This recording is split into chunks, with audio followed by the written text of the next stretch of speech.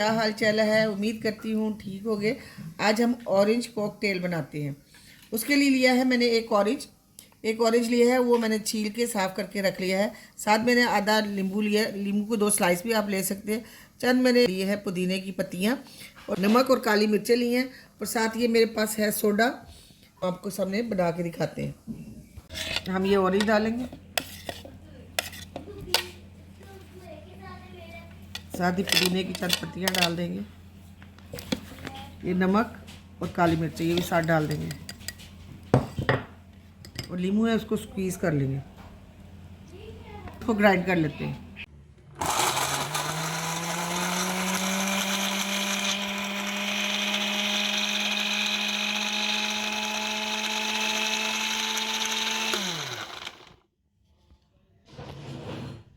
तो वीवर्स, ये ग्राइंड होने के बाद ज़रा थिक था तो इसको इस अच्छी तरह से स्टेन कर लें ताकि उसके बीज सारे ऊपर आ जाए।